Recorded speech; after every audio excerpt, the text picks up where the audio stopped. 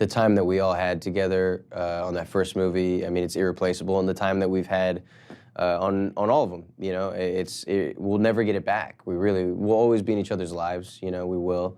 I've made friends for life, but there's something special about that time on set, you know. It's like you're never really spending 16 hours every day, and then you're going home to the same hotel with them as well. Like, it's literally a 24-hour constant thing, and we all just voluntarily did that. We all just genuinely loved one another so much and had so much fun hanging out that we just never left each other alone, I guess, which is really cool, you know, and was always a part of what made this so special. And I feel like you feel that on screen too. You know, we were all just so pumped to be with one another. We all had such tremendous respect for one another.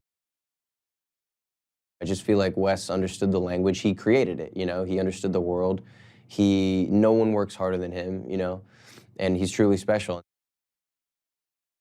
Yeah, reuniting on each one every time it's hilarious. It's just really exciting. Like I turn into like a little kid again in a way, you know, because we've all gone on to, in between these films, we've had years of, you know, growing up. You know, we're in our mid to late 20s now, most of us, all of us, and I find myself kind of becoming that little, you know, my little crazy, like, energetic self who sprinted up to Thomas the first day I saw him in the production office on the first one, you know, and just wanted to meet him so bad, you know.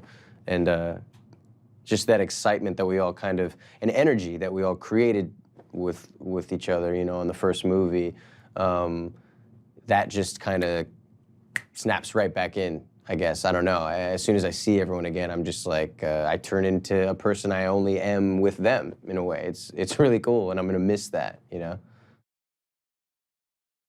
It makes you work harder, too. It makes you more passionate about what you're doing. You have such a confident and smart leader, you know, who is giving everything he has every day to this thing.